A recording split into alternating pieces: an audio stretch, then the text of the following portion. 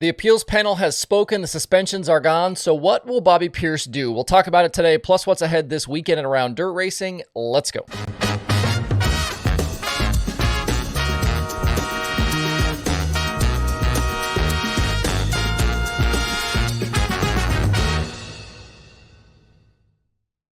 It's Friday, March 29th. I'm Justin Fiedler. This is Dirt Tracker Daily presented by Kubota Genuine Parts. A big thank you off the top to everyone who grabbed a new Dirt Tracker shirt in the last day or so. The support is very much appreciated, and I hope you guys enjoy them. I really try to provide high quality items for purchase because I know everyone works super hard for their money. If you want to check them out, head over to shop.dirtracker.com. Shirts and stickers are available now, and new hats are coming in the next few weeks. I am going to try and throttle back a bit from working this weekend. It's been a really busy last few weeks. So if you order over the next couple of days, I will get everything packed and shipped on Monday. Also, in that same vein, we are changing the schedule up a bit. Obviously, we don't normally do daily shows on Fridays, but I'm trading you Sunday for Friday this week. So no daily on Sunday. We'll be back with a fresh one on Monday. Stay tuned, though, as I do have another video with sprint car driver Zach Hampton coming. We finished out the sprint car build series on Thursday, but I have a very in-depth shop and hauler tour that will premiere on Sunday. So still new content coming your way, even though we're not going to have a daily show on Sunday. Jumping back into the tire doping situation with World Racing Group, we know that the suspensions for all three drivers, Bobby Pierce, Devin Moran, Kyle Bronson, have been effectively lifted as long as they pay their fines and purse money back from the Volusia events. We talked all about it on the Thursday Daily Show. If you want a full explanation, jump back and watch that. Obviously, Devin Moran, he's going to remain on tour with Lucas, and at the moment, Kyle Bronson's plans are still pretty much unknown. He was originally going to run full-time with the Outlaws all season, but removed all Outlaw shows from his schedule following the penalty and hasn't really added much back. He added Eldora back, the big shows there, a couple other things, but for the most part, it's still pretty much blank. I think the big question, though, especially now that we know they can race again and not miss any shows, is what will Bobby Pierce do? Before the penalty, he left Volusia with the Outlaw points lead and was in a strong position to try and defend his series title from 2023. The big penalty and suspension took away any chance of him repeating that title, but the appeal decision has changed his standing now.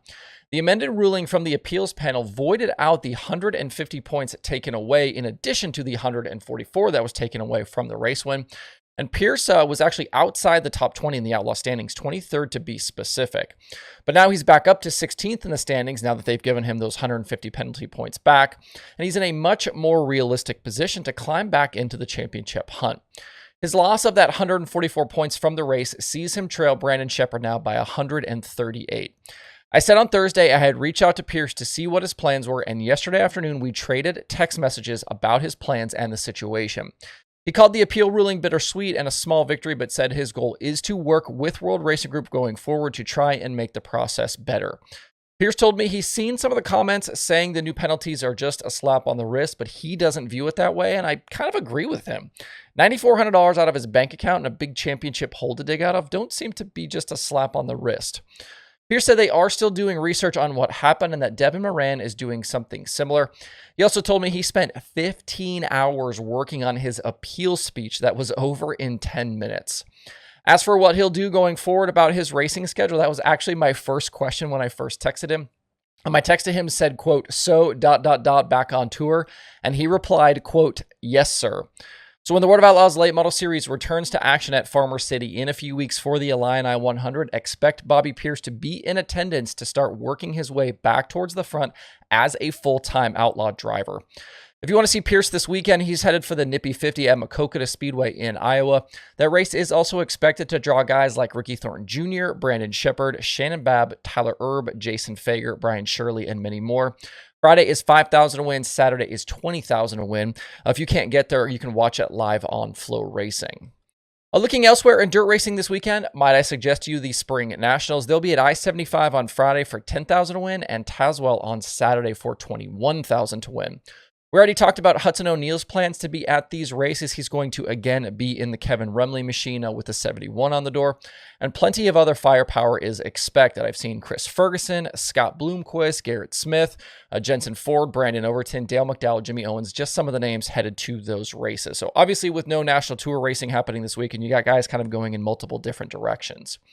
With just a single race complete so far for the Spring Nationals, Ethan Dotson is the championship leader right now. Still something like 12 races left, though, so it's anyone's game. Both of these nights will be live on Flow as well. And speaking of other options of places for guys to go, some of the top guys are headed for Clarksville as well this weekend for a pair of 10,000 win shows. This is the makeup for the Tuckasee Toilet Bowl Classic. Dennis Erb Jr., Josh Rice, Tanner English, Max Blair, Ricky Weiss, just a few of the guys expected to race at Clarksville. Elsewhere, the World of Outlaws sprint cars will be at Thunderbird Speedway in Oklahoma tonight and 81 Speedway in Kansas on Saturday. 8 different winners through 8 nights so far, and a tie atop the Outlaws standings between Gio Scelzi and David Gravel. The Outlaws have never been to Thunderbird Speedway before, while 81 has hosted the series 14 times before. Rico Abreu, the most recent winner at 81, that was from April of 2023. Should be a strong field at both races. That includes Brian Brown. He hasn't raced since Volusia at DIRTRACKR Nationals. Will we see a 9th different winner in 9 races? Will the championship battle stay tight? Can a guy like Bill Baylog extend his top 10 streak? That's at 4 races right now. Plenty of storylines to watch this weekend with the Outlaws. You can watch it all live over on DIRTVision. In Central Pennsylvania, another full sprint car weekend is coming up. We know some invaders will be around as well. Corey Eliason, who won last Sunday at BAPS, is sticking around the area to run the Grove and Port Royal this weekend. Remember, he's got new crew chief Jim Shuttlesworth with that Ridge & Sons 8 car. And CJB shared that Spencer Basin and the 5 car will be there for the same schedule, Williams Grove and Port Royal as well. So a couple of guys coming in to challenge the PA locals. Out in California, the 360 Sprint Car Challenge Tour season gets started on Saturday at Placerville. They got a 3,000 to win show. Justin Cox is the defending series champion with Andy Forsberg, Ryan Robinson, and Kyle Hurst, the others to win an SEC title. Traveling Series will race 17 times in 2024. And at Attica in Ohio, they're going to try again this week to get their year started after the first 2 attempts were rained out. 4 words for you there: 3-inch wicker bills. And we talked earlier this week about the Super Dirt Car Series full-timers list. You can jump back to earlier in the week to see that. They've got 19, if I remember correctly. Don't forget they open on Saturday at New Egypt. That one is $7,500 to win. And finally, this weekend, the Power Eye Midgets get rolling with the Turnpike Challenge. Last night at Creek County, leader Ryan Timms tangled with a slowing lap car with just 2 laps left, and Blake Hahn capitalized to score the victory over Cannon McIntosh and Jake Newman. Action for the Turnpike Challenge and the Power Eye Midgets continues Friday and Saturday at Shane Stewart's Port City Raceway. All right, that's it for the Daily Show this week. Drop me a comment. Let me know what your dirt racing plans are for the next few days. Remember, again, no Daily Show on Sunday, but check out the Zach Hampton Shop Tour video. We'll be back on Monday with a fresh Daily Show. So hope you guys have a great Friday and a great weekend out there. We'll see you right back here on Monday.